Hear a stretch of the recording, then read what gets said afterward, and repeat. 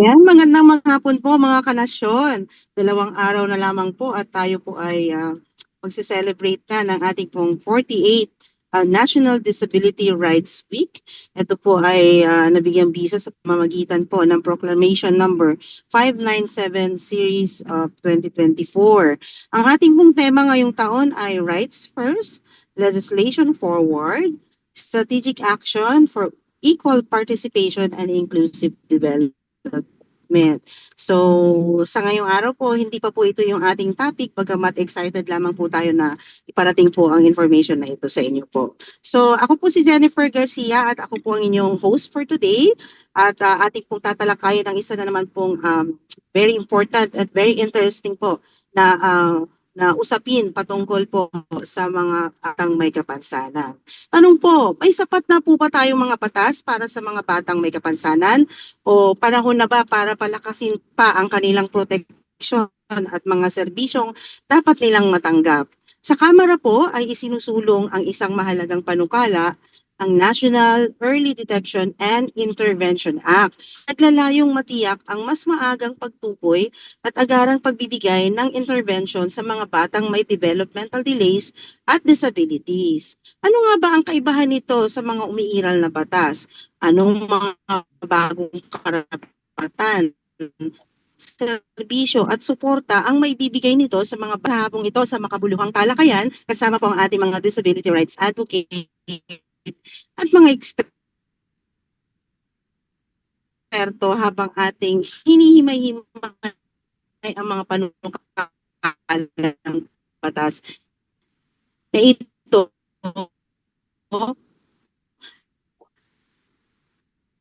Ayan, Jen. at tinatalakay kung paano ito makapagbibigay ng mas inklusibo.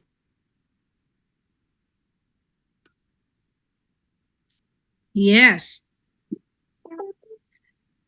Magandang hapon po. Ito naman po ang co-host ngayong hapon. Ako po ay si Dr. Gina Laksamana Manalaysay. Ang suot ko po ay itim na t-shirt, tapos ang akin pong buhok ay white or platinum.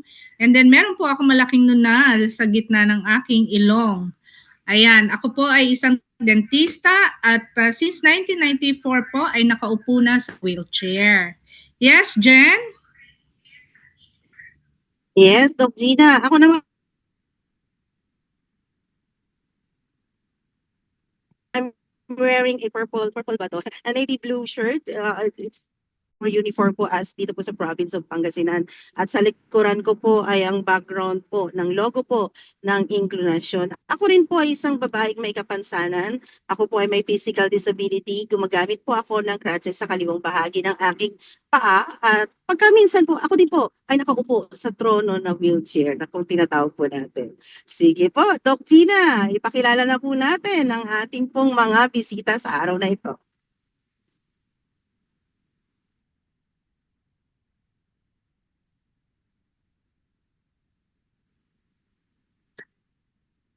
Ma'am, Ala, nawawala. naka-mute.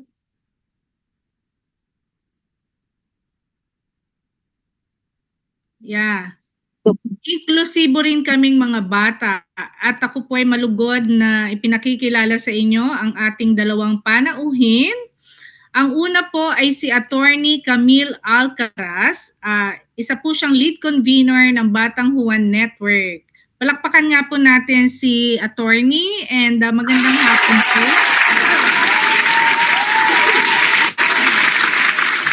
And ang ating pong second, si Dr. PJ Javier, lead convener din po ng Batang Juan Network.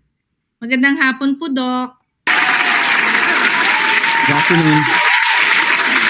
Yes, Jen, take it away.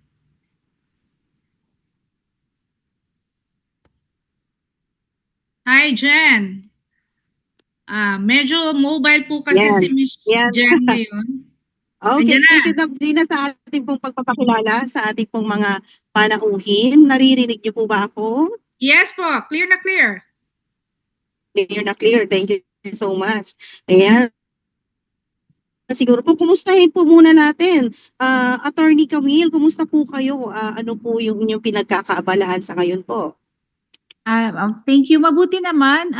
Like I said, galing lang akong Cagayan de Oro for a road Yeah. safety event, no? Isa rin yun sa aming mga advocacies sa Batang Juan Network. And then, of course, we're busy na promoting yung bill ni Congressman Fresnedi and Congressman Jess Marquez about early detection and intervention. Gusto namin ipaalam ito sa mga ahensya na concerned at ang mga komunidad para alam po nila na meron po tayong sinusulong na batas na tungkol sa mga children with disabilities. And thank you po, attorney. Sige po, kumustahin din naman po natin si Doc PJ. Doc, kumusta po kayo? Hello, yes, Ano po ang inyong pinagkakaabalahan din po ngayon? Opo. Mabuti naman po at pakonting pakilala, ako po si Dr. PJ Javier. Isa po akong physical therapist, isa pong medical doctor. Higit sa lahat, ako'y ama ng aking 3 anak. At bahagi ng aking ginagawa ay tumutulong nga dito sa Batang Juan Network kung saan sinusulong namin ang mga bagay-bagay na makakatulong sa kabataan dito sa Pilipinas. So sabi nga ni attorney, busy nga kami dito sa bill na to. Isa to sa mga ginagawa namin na tinututukan na para tumulong sa mga batang may learning disabilities. Dahil alam niyo, medyo may hirap po para sa mga pamilya, sa mga bata at marami pa hong kailangan gawin.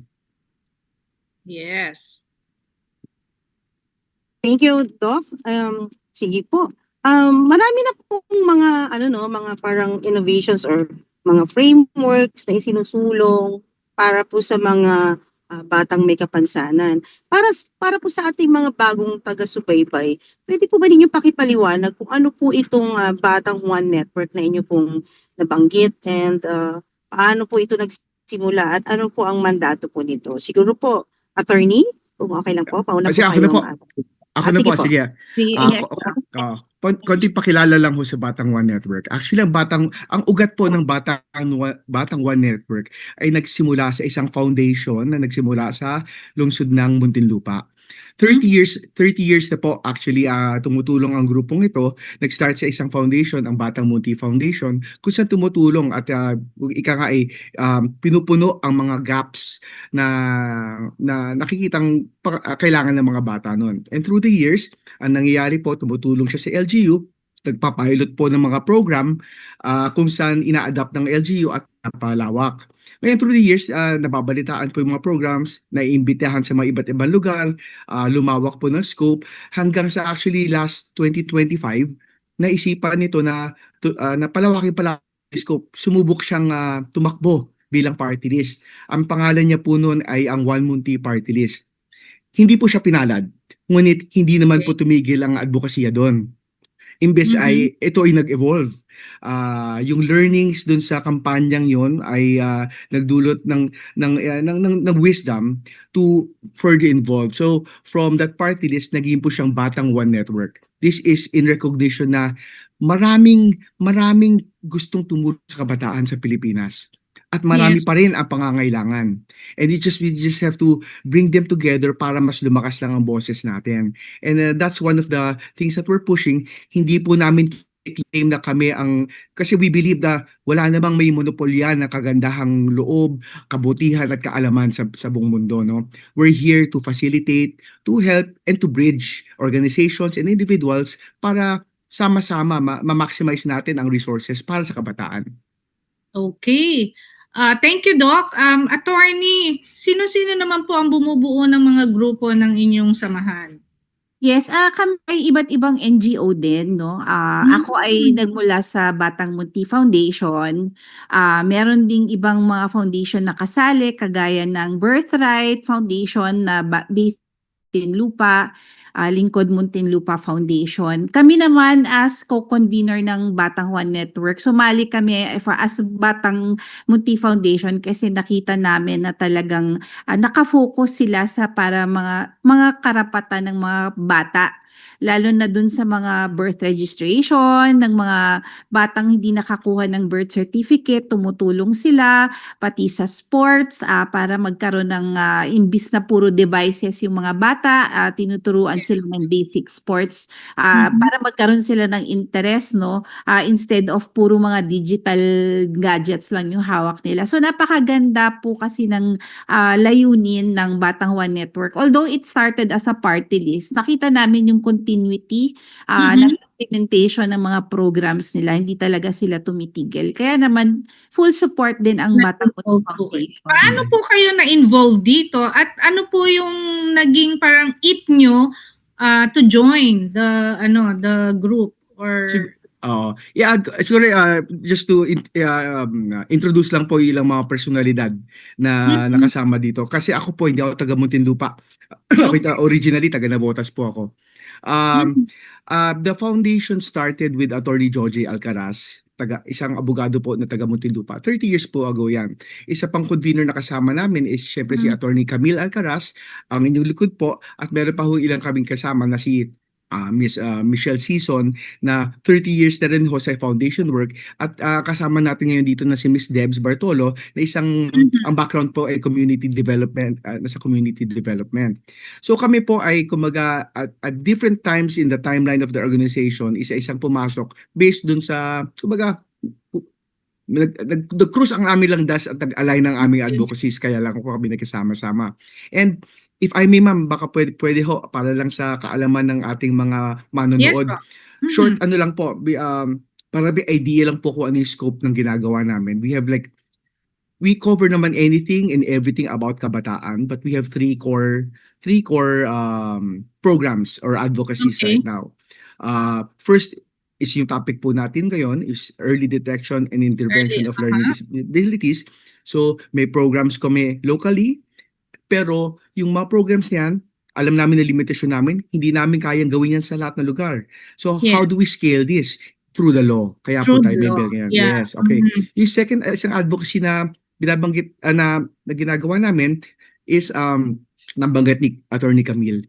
We are pushing for universal birth registration. Our program is called Registrado Sigurado Program, wherein ang target namin, ang batang wala pang birth certificate, matulungan namin sa date birth registration. And that po is ongoing po. Meron po kaming parang team that helps that. Kung meron ho tayong nanonood na may mga bata na wala pang birth certificate, pwede ho kumonsulta sa aming Facebook page, Batang One Network. May team po kami nakasabay-bay doon sa Messenger para sumagot at umalalay sa mga magulang o mga batang nangangailangan na tulong sa late birth registration. And ang third po, para lang ho makita niyo sa cloud lang ho na hindi lang sa mga musmus na bata ang tinutulungan namin. On the other end of the spectrum, meron kaming programa na ang tawag ay Responsabling 18 o R18. Kung saan ito naman ay coming of age program. Dahil ang bata ay 18 years old na, legal age, may mga bagong karapatan siya, ngunit meron na siya mga bagong responsibilidad, di ba? So, tinuturuan namin sila.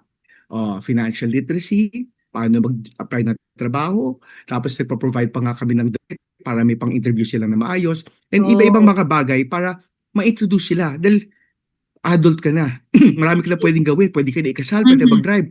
Pero, dahil 18 ka na, pwede ka na rin makulong. So, dapat alam mo lahat yan. So, we also aim to prepare our kids transition to the other world. So, yun po, ilan yan sa ginagawa po Miss namin. Jen, anuhan ko lang, susugan ko lang yung sinabi niya ng huli. Nakikipag-coordinate din po tayo sa mga youth organizations in different parts of the country. Or sarili nyo pong ano lang siya? Okay.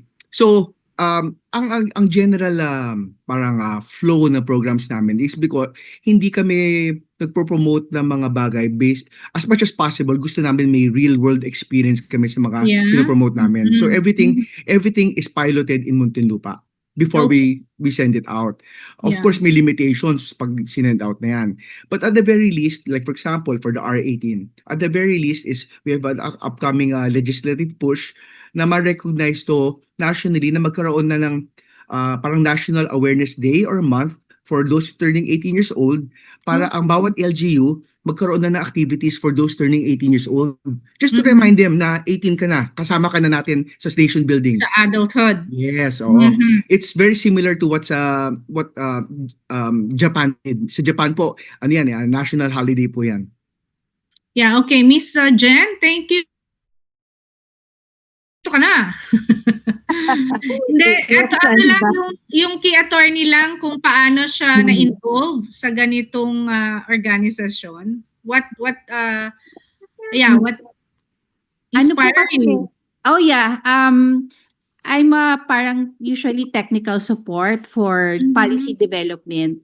So, nung alam ko po yung mga programs nila, for it to be institutionalized, syempre kailangan po nating isabatas lahat yan. So, yung nabanggit niya nga po na R18, actually, I was one of the drafters for that na maging law sa Muntinlupa to recognize nga the coming of age. So, ang tawag po namin dyan is R18 Responsabling 18. And dun po sa mga ordinance, we make sure na napopromote yung welfare ng mga kabataan in a way na when you turn 18 po kasi tama, may mga legal responsibilities ka na. So, and alam ko yung mga bata, pagka ganyang age, medyo hindi pa sila masyadong familiar na hindi nila alam na pwede na pala silang mag-enter into contracts, pwede na silang bumili ng mga real estate if they can afford it, and may mga responsibility na sila na may consequences, no, civilly or criminally. So yung mga ganon, binibigyan namin sila ng awareness about their legal rights and responsibilities. And then other policies I've been helping with is yan po, volunteerism, lahat involved po yung youth dyan kasi we want the youth to be, yung second ano na lang sa kanila yung pag-volunteer, parang very natural for them na maging volunteer sila to make them even more responsible na mga members ng society. So, lahat po ng mga policies ng BJN and programs, we try to convert it and translate it into a law to make sure na kahit sino man ang nakaupo, itutuloy pa rin itong mga programang ito para sa mga kabataan. Yes, Miss Jen? Okay, thank you, Attorney and Doc, sa pagpapaliwanag po ng mga yan. Pwede na po tayo dun sa mga issue na sinusunod or tinutugunan po niyo ngayon. So, pwede po ba ninyong pakipaliwanag din po yung mga bills na napag-uusapan sa Kamara? Okay. House Bill 3517. Okay, ito as an intro muna, syempre ang technicals niyan iiwan natin sa ating legal expert, si Sige po. Attorney Camille. Background lang po. Ang nakakalungkot na sitwasyon ng ating bansa ay marami tayong kabataan na nangangailangan ng tulong, lalo na yung mga kabataang tinatawag nating may learning disabilities. Okay. Dito sa dito sa Metro Manila, and lalo na sa mga probinsya, maraming lost kung ano ang dapat gawin, kung anong pwedeng gawin, kung ano ang available. In fact, alam niyo, pag ang isang magulang ay nakatunog or nakaramdam na parang may something at gusto niya ipatingin ang isang bata, ipa-assess sa isang bata, meron hong mahigit kumulang 116 developmental pediatricians lang sa buong Pilipinas. Yes. So ang scheduling ho to get us schedule for assessment Right. is roughly about 1 year waiting period. Okay? 1 year bago ka makita. And then, mas malala pa ho sa ibang lugar. Last week, we held a forum ho na regarding this Right. topic. And I was fortunate enough to talk to the president of the Occupational Therapist Association of the Philippines. Shout out kay Ma'am Sheila Ocheda Alonto. She's based in Cagayan de Oro. Sa Northern Mindanao, there are only 2 developmental pediatricians for the whole of Northern Mindanao. And ang waitlist po daw para makakuha na schedule for assessment is ang next available schedule po ay nasa 2030 pa po. Ganun katagal. OMG. Yes. And then you could imagine na yung feeling of lost ng yung magulang ay lost, hindi malaman saan babaling, sino kakausapin, Right. ano gagawin. It's really hard. And Batang One Network has always been supporting this advocacy in Muntinlupa. In fact, kami po, isa sa kami tumutulong sa pag-develop ng ILRC, yung Inclusive Learning Resource Center ng Muntinlupa. So, we have real-world information and experience on this, and we want to share it with the whole nation. Okay, so based on that experience, based on yung mga pakikipag-collaborate namin sa iba't ibang organisasyon, nagbuo kami ng isang bill at nakahanap kami ng ilang mga champion sa Congress para Okay. magsulong ng isang bill para nationally ay walang batang hindi makita, hindi marinig. And to explain how the details po, we have Attorney Camille Alcaraz here to explain more on the bill. Attorney? Yeah, gusto ko lang i-add, no, kasi bale sa aming nakita, napaka-importante kasi nung 0 to 5 years old nung bata. Right. Mm-mm. So, pag hindi mo na-detect kaagad within that time, mas magkakaroon ng malaking disadvantage yung bata kasi hindi siya ma-assess, hindi siya matitreat ng mga services na kailangan niya, for example, therapy. So, magkakaproblema rin siya sa kanyang pag-aaral. So, apektado ang kanyang kalusugan, ang kanyang pag-aaral, pati ang economic burden sa pamilya ay mas malaki ang gastos para sa mga children with disabilities dahil nga sa health expenses nila pati sa education nila. So kaya for us, we wanted to make sure na hindi lang sa Metro Manila available ang mga screening and diagnosis. Kailangan sa ibang lugar din, sa mga probinsya, sa mga lugar na walang masyadong mga medical specialist, kailangan magkaroon tayo ng pamamaraan. Right now, everything is fragmented, no? May kanya-kanyang programa ang LGU, iba-iba, walang data na available para ma-assess ang totoong sitwasyon, no, ng ating mga kabataan. So that's why this bill was drafted to make sure that no child is left behind. Ang sinusulong nito is to standardize universal screening and detection and evaluation for children. So, paano ito gagawin, no? Ito ay kailangan na maramdaman lalo na ng mga tao sa komunidad. Kaya i-involve natin to sa ating mga community, sa mga barangay health workers, sa ating mga parents mismo. Mga parents minsan hindi nila alam anong gagawin nila. Minsan naditriple pa yung gastos nila kasi kung saan-saan sila pumupunta at hindi ito mura, no? Napakamahal po nito. So yun nga, isa-standardize natin yung developmental screening, which is really not yet a diagnosis, para lang makita nila na baka kailangan pa itong dalhin sa iba pang medical specialist like a developmental pediatrician. Right. Tsaka para malaman din ng ating mga magulang na hindi ito disease or sakit. Hindi ito something na ay slow yung anak ko, hindi ko matanggap. This to tell them na maaaring iba lang yung pamaraan ng development ng bata na yun. It doesn't mean na anything negative about them. We want them to know that matanggal sana yung stigma po na yun. So with that, so may standardize natin, may protocols tayo, meron tayong toolkits, paano ba itong natin i-assess kahit na hindi ka doktor, pwede ka bang mag-assess? Yun. Yeah. Yun. Opo. Tapos, pagkatapos noon, magkikreate tayo ng framework, referral pathway. So, pag nalaman mo na meron siyang, kunwari, red flags, saan mo siya dadalhin? Kung sa ano yan, malayo yan. For example, sa Northern Mindanao, wala silang masyadong hospital doon or mga rehabilitation or screening centers. Wala sila noon. So, anong gagawin natin? Isa-standardize din natin ang referral pathway system para madala sila sa iba pang services na talaga naman ay dapat meron, di ba po? Dahil Right. marami po ang mga bata may learning disabilities, children with disabilities.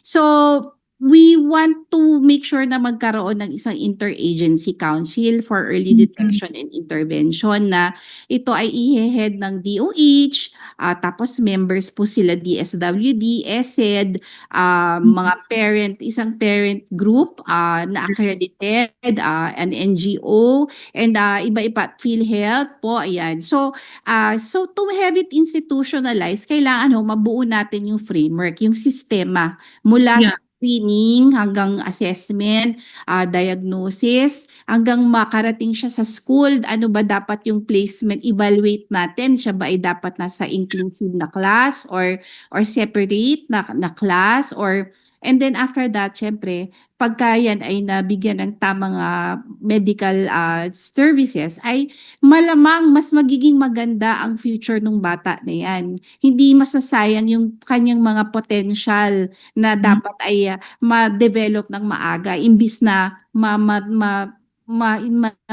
hindi Mapabayaan. agad. Mhm. Opo. Mm-mm. So with that council, magkakaroon niya ng isang early detection and intervention plan on a national level. Sa plan po na iyon, ilalagay natin ang ating mga objectives. Kailangan po kasi may guidance eh. Ano ba yung objective mo talaga? So kung ito ang objective mo, paano yung strategy and activities, programs na gagawin mo para ito ma-implement mo ng tama? Sino ang responsible na gawin yon? And then paano mo siya i-monitor? So kasi syempre may monitoring yan. Ilan ba yung nabigyan mo ng service? Ano na ba ang status ng mga batang may developmental concerns, no? So kailangan alam po natin yan para pag gumawa tayo ng another policy about it, it is to supplement and to reinforce the rights of these children. Kasi we're trying to address their health issues, educational issues, and even social protection for them. Kasi yung families po na yan, marami po dyan ay galing sa low income level.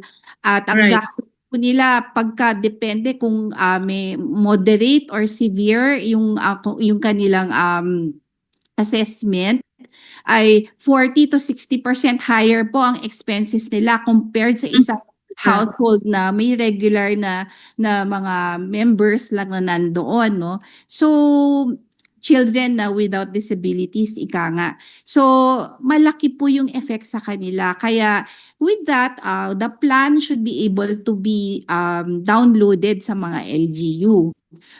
For this to happen, no, si LGU will also have their local early detection and intervention plan na aligned doon sa national plan.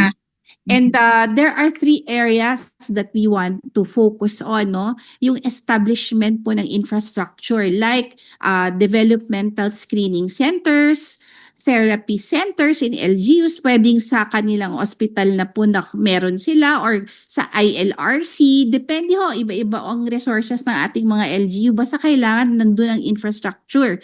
Kung wala naman silang infrastructure dahil kulang sila sa budget, pwede tayong gumawa ng isang telehealth system na integrated na po na digital para po ito sa mga malalayong lugar na maaabot sana nila ang mga families na may ganyang condition, no, with the children with disabilities, and para magkaroon sila rin ng delivery of service kahit na digital lamang po. And so with that, isa pang nakita namin para mabuo itong sistema na ito, itong framework for early detection, kailangan natin ng manpower expansion program. Bakit po? Meron naman po palang, nalaman po namin sa aming yung last week na workshop, na meron naman palang mga plantilla positions para sa mga deaf-ed, sa mga therapists. Pero wala pong nag-a-apply dahil po may problema po yata sa kung magkano yung kanilang sweldo. Right. Walang masyadong insentibo. So, yun po ay nais naming una, palawakin natin ang ating mga specialists, no, mula DepEd hanggang mga therapists at mga allied services. Kailangan po natin, of course, magbigay ng scholarships at bigyan natin sila ng ang tinatawag nating return service obligation para siguradong sila ay nandoon at kailangan nilang magbigay ng service sa mga underserved areas. So ano pa po, may plantilla positions po dapat na maganda. We'll speak to DBM about this. Kailangan po magkaroon ng more trainings, not just the specialists but the communities itself, kasama po yun for stigma reduction po, no? Stigma reduction. Para yun po, kasi kung hindi tayo gagalaw, kung wala po tayong mga tao on the ground at mga specialists that will help us, hindi po siya madaling gawin, but it is possible. Attorney, yun nga po yung tanong ko, considering we only have 116, so how can the bill encourage a medical practitioner to join the government institution or sa DOH. Yeah. Well, Yeah, si if I Doc. can share one output po, isang Yes magandang po. output po dun sa forum namin last week, no. At it was dumalo po kasi ang may ibang mga associations like the Down Syndrome Association of the Philippines. Tapos meron tayong representative from the education sector, UP College of Allied Medical Professions was there, Mhm. and Candent Learning. And we also had health professionals. Lahat ho ng associations ng PT, OT, SP were there, and also the DepEd Association represented by Dr. Jack Herin. Ang isang Mhm. magandang nasabi on record was that, which is tama naman at part of the misconception or na iniisip natin, is yung kailangan muna makita ng DepEd ang bata bago siya mabigyan ng assessment at bago siya mabigyan ng intervention. So yun po yung Okay. correct. Actually, hindi po kailangan sa DepEd. Pwede ho sa ibang medical professionals na mag-train for assessment. And intervention can happen even before the DepEd kasi may mga pangunang intervention na pwedeng gawin. So two-prong po yan, no? Habang gumagawa po tayo ng incentives para dumami ang mga DepEd natin, the gap can still be, pwede pa siya rin punuin ng mga ibang professionals natin. With proper education and proper training, they can assess and they can give you mga paunang intervention para hindi nasasayang. Because for every day na tayo'y huminto na lamang sa pagkilos dahil naghihintay tayo ng schedule sa DepEd, sa bawat araw na pinagpaliban natin, then akala natin nandun lang ang solusyon, ang araw na yon ay exponential sa bata. Humahaba, lumalayo ang gap niya sa Mhm. potential niya. So sayang naman po. Remember, 0 to 5 years old, the brain is so malleable, it's so strong, parang siyang sponge. Mabilis matuto. Pero at the same time, pag hindi inalagaan, mas mabilis din maiwan. So yun po. Isa sa mga goals po natin yan na na and ultimately a lot of it, ma'am, will end up with proper education of all, the Okay. medical sector, the government, and the families. If I may share lang ho, may isang magandang sinabi nga yung president, yung founder ng Down Syndrome Association of the Philippines. Sabi Yeah, niya, si Sir Neil? Is Tony? he Sir? Tony? Tony? Si Sir Tony. Yes, Yeah. sabi niya, every parent ng isang batang may learning disability will understand. Ang lahat ng magulang ng batang yan ay natuto muling umiyak. That is so Mhm. true. Because I also have a son. Okay? Pero ang sabi ko nga doon is, and we all agree, we tell our stories, okay, maaring ang audience din ay maiyak sa kwento namin, just as kami maiyak. Pero Mhm. please, yung awa na yan, let's turn that awa into action. And that can only happen through proper education of all concerned. Pwede nating tulungan sila and not just simply awa lang po. And siguro, wait lang ah.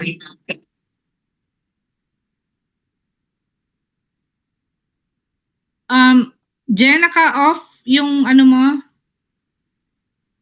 Naka-off? Yan, sa asawa saying, siguro maganda na yung mga awa na yan, mga opportunity na yan, will turn into policy. Nakagaya po ng pinupush ninyo ngayon. So, Right. thank you, no? At Agree napaka-touching nung pinagdadaanan po ninyo para maipush lang ito. At saka kung iisipin nyo po, kayo po na mga private individuals, kayo pa talaga yung talagang nagpupush, no? Na para po maisulong tong policy na ito. Pero ano na po kaya yung status ng bill ngayon, Doc and Attorney po? So ngayon po is naka-file na po yung two bills. One is by Congressman Jimmy Fresnedi and the other of Muntinlupa, and the other is from Congressman Jess Marquez of the 1st District of Aklan. So ang next step po niyan ay yung pagpapatawag ng technical working group. At kami naman po, hindi para maging proactive kami at hindi lang kami naghihintay ng schedule, ang ginawa po namin ay nagkaroon kami ng tinatawag na Co-Creators Forum na naganap po last Friday. Yeah. Yo, Sige so nga, Kaela. ang pangalan po is Co-Creators Forum because again, hindi naman namin kine-claim na kami ang magaling. We're just offering ourselves to be the bridge. So nag-invite kami ng mga ibang stakeholders to get all the input para pagdating namin sa technical working group, baon na namin yung mga suggestions at recommendations ng iba't ibang mga samahan na kasama natin para lalo pa natin mapaganda yung bill na to. So yun, we are working to prepare for the next step, which is yung technical working group meeting. Bali, sino TW. po yung... Yeah, go ahead po, attorney. Ano rin namin sa Committee on Health kasi nandun din siya. Gusto rin namin siya mailagay sa Committee on Persons with Disabilities kasi Yeah, right. That's what I'm Tama. going to tell. Yeah. kasi mas okay pagka doon sa committee na yun mas focus talaga siya doon. At feeling namin doon siya mas magkakaroon ng chance no to go through all the readings na kailangan. At the same time yung TWG nga po, we're trying to put them together para po maipa-improve pa po natin yung bill. We don't want this kasi na syempre iba yung pagka-enactment, iba din po yung implementation. So talagang tinatry po namin through the TWG and the committee na maging something to that will really work for the children po.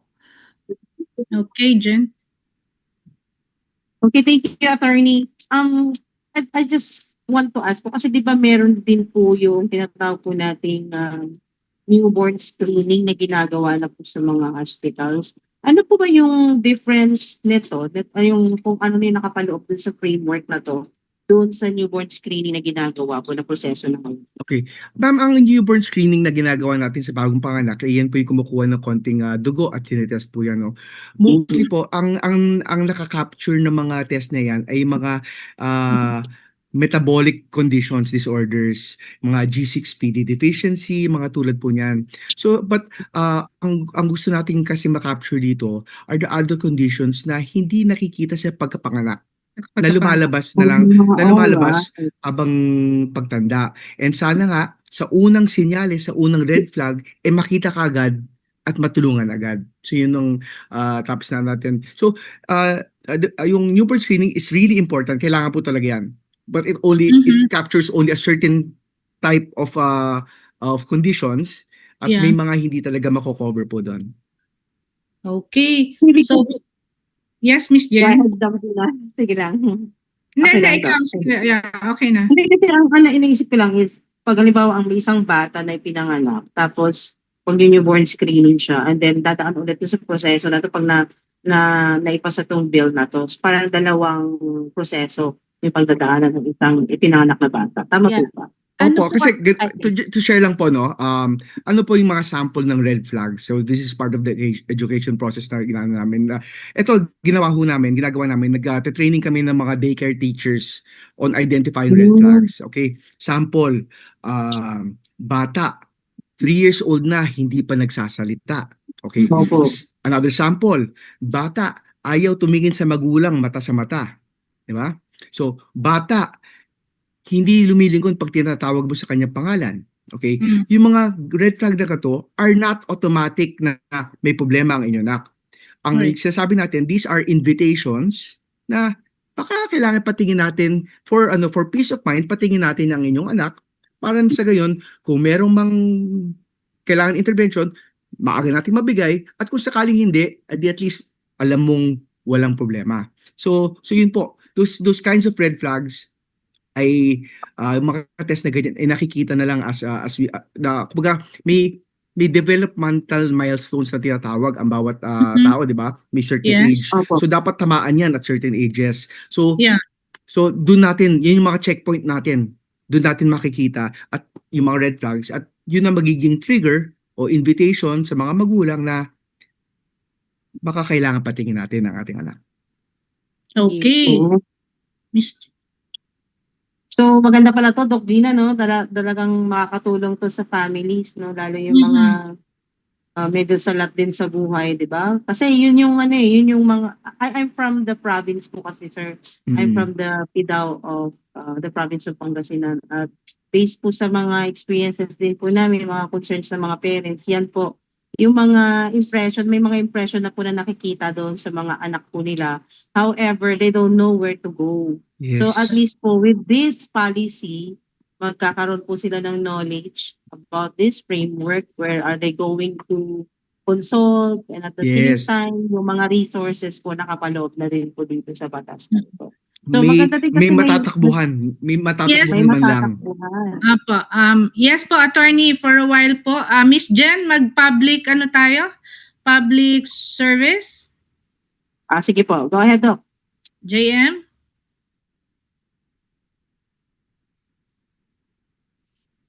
Habang wala pa yung ating public service, eto na.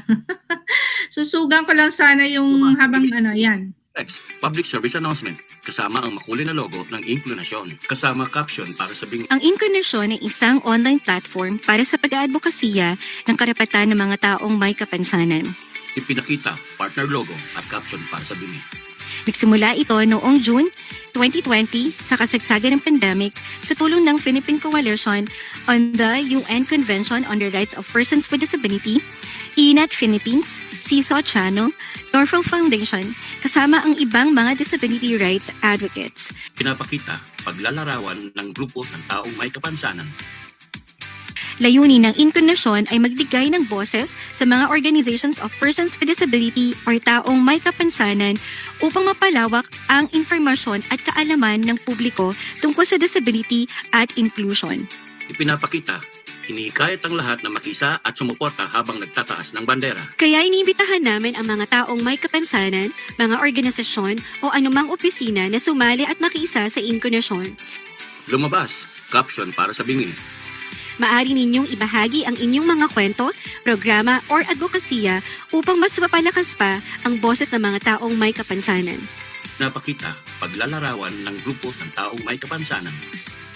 Sama-sama nating itaguyod ang mas inklusibong lipunan. Pinapakita, makulay na logo ng Inclinasyon. Dahil sa Inclinasyon, laging may inklusyon. Inclinasyon, inklusyon, now na. Kumupa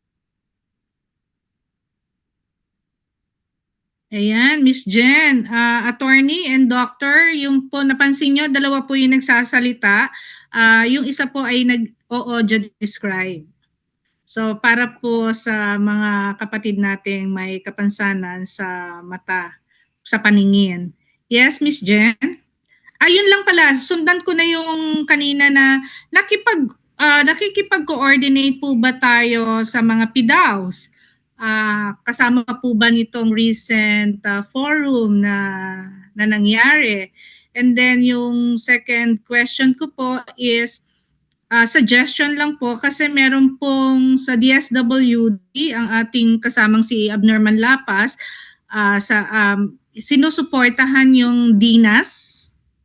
If you're familiar with it, DINAS is Disability Needs Assessment, na dun sa ipinapasok natin na disability support allowance ay component na siya. Ano rin po yun, parang referral system din po. Siguro magandang mag-collab tayo doon about that. Yes po, attorney?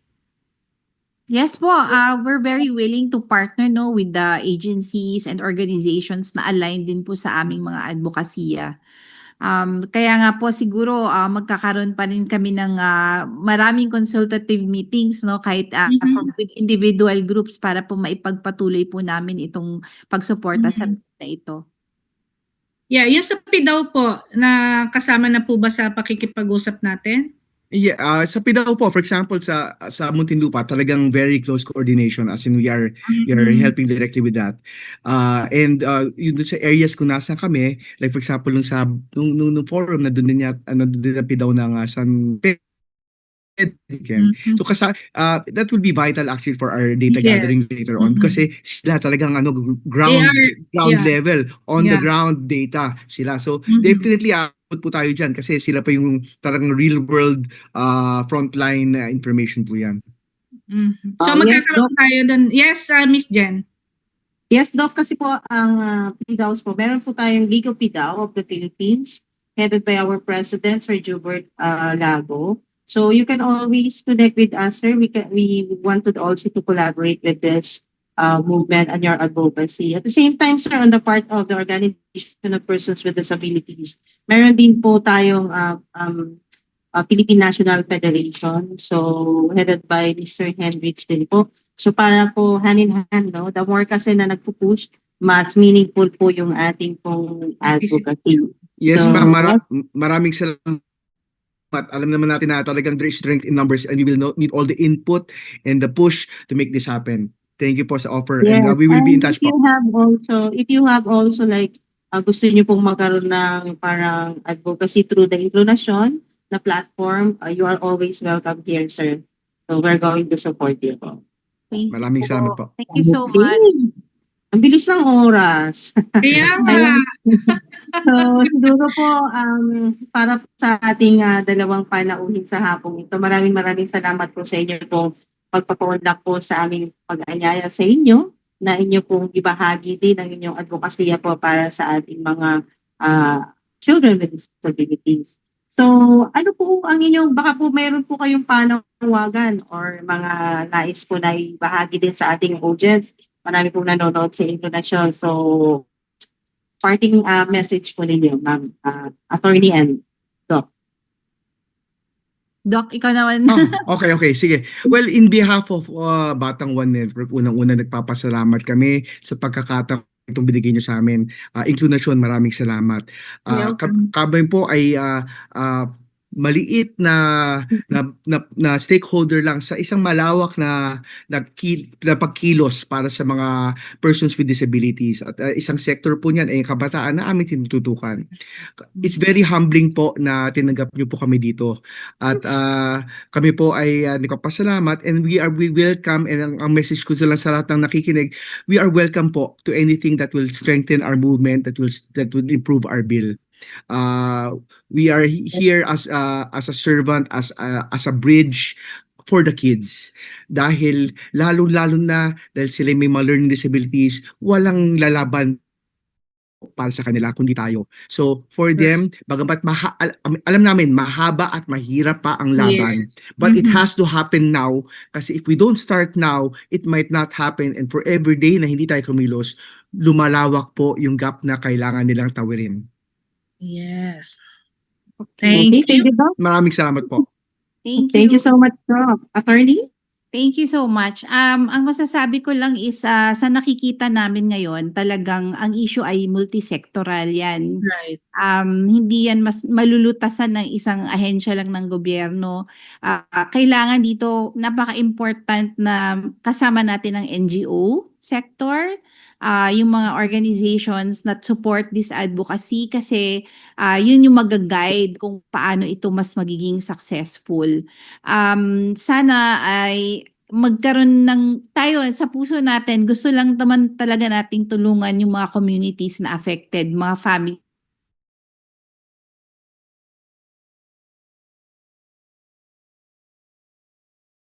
poverty level talaga, no, below poverty level. So ito ay kailangan nating malunasan. Otherwise, lahat tayo ay maapektuhan sa mga ganitong suliranin.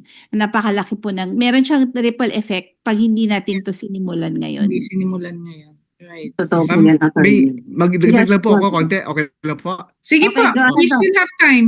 Kasi madalas natin nabanggit itong mga NGOs. Gusto ko naman sana i-address sa mga kaibigan natin sa gobyerno kasi baka naman magtampo sila. Okay? Right. Okay, lilinawin ko lang ho. Okay, nobody is saying na walang ginagawa ang gobyerno. Okay? That's Okay. clear. Maraming programa. Actually, ma'am, maraming programa. What we're saying is, let's get it together kasi it appears, all our programs appear fragmented, hiwa-hiwalay. Hiwa-hiwalay, right. Pagsamahin lang natin para ma-maximize ang resources. Dahil alam naman natin lahat, minsan naging bahagi ng gobyerno, alam natin lahat na very limited ang resources natin, i-maximize natin by streamlining our services para mas marami ang makinabang. Yun lang po. Sa mga kaibigan sa gobyerno, shout out sa inyo. Magkikita po tayo sa mga iba't ibang ahensya. Sana magtulungan po tayo. And then, Okay. yes, Miss Jen. Yan, maraming salamat po. Yan, shout out po sa ating government at shout out po sa lahat po ng PDAW sa buong Pilipinas na Yes. nanonood po ngayon. Yan, so narinig po natin ang isa na naman pong napakamakabuluhang topic sa hapong ito. Kaya naman po kami po dito sa Inclination ay patuloy na nagpapasalamat po sa lahat po ng nanonood kada Wednesdays po.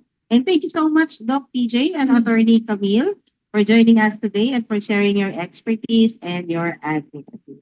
Okay, JM, meron pa ba tayong additional public service announcements? Sponsor. We would like to thank our sponsors and partners, CBM Global Disability Inclusion, Philippine Coalition United Nations Conventions on the Rights of Persons with Disabilities or PCUNCRPD, ENET Philippines, Norfield Foundation, CISO, Philippine Partnership on Children with Disabilities or PPCWD, Liliane Funds, Deaf Blind Support Philippines or DBSP, Philippine Chamber of Massage Industries for the Visually Impaired or PCMIVI, Provincial Government of Batangas, PIDAO Pangasinan, Regional Associations of Women with Disability or RAWWD Region 1, Mabini Movement, and of course, the ASEAN Enabling Master Plan 2025 Coalition. Thank you. All right. Thank you so much. Ayan, parting words mo din, Doc Gina, as my co-host for today. Yeah. Muli po ang aming pasasalamat. Actually po, we're privileged to have you this afternoon. Kumbaga, malaking kaalaman na naman tong nai-impart natin sa ating viewers or tagapakinig. Sana po ang inyong lingkod kasama ang ibang organizations or organizations of persons with disability in the country ay susuportahan ito. Sabi ko nga humingi ako ng pasensya kasi I was not able to join the last time. Sabi nyo naman po masusundan pa ito. And yun po, hihingi tayo ng kopya ng bill na yan. Alam natin na hindi pa siya pwedeng i-distribute. So kung sino lang muna ang involved, Miss Jen. So siya yung sila lang muna ang may kopya. Ako kasi sa Disability Support Allowance, napaka-eager ko na. I keep telling ko Committee Secretary, hi Ma'am Chona.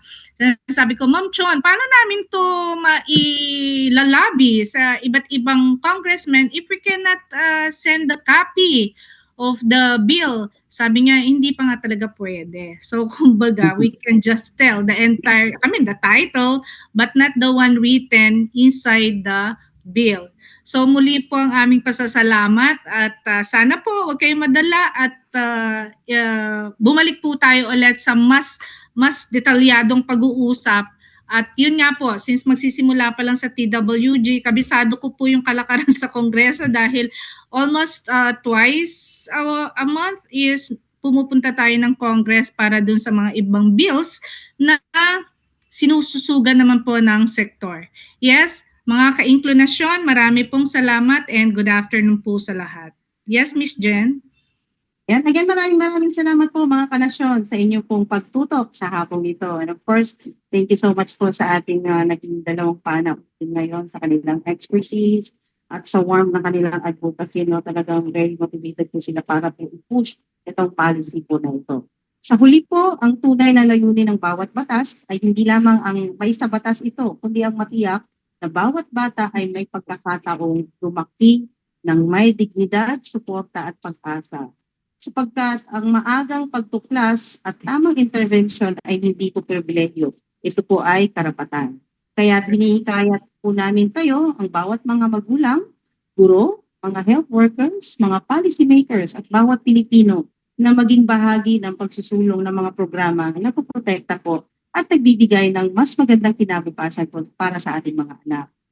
Ang bawat boses, bawat pagkilos, at bawat suporta ay mahalaga po sa pagbuo ng isang lipunang tunay na inklusibo, na isang lipunang walang batang naiiwan. Maraming salamat po sa inyong pagsama sa amin sa isa na namang makabuluhang talakayan. Hanggang sa muli po, ako po si Jennifer V. Garcia, ang inyong pong host for today. Kasama po ang buong Inclusion team na nagpapaalala na ang inklusyon ay hindi nagsisimula sa batas. Nagsisimula po ito sa ating malasakit. At kapag ang bawat bata po ay nabibigyan ng pagkakataong umunlad, ang buong lipunan po ay sama-samang aangat. Ito po ang inklusyon sapagkat dito po sa aming programa, ang inklusyon ay dapat nauna. Nauna.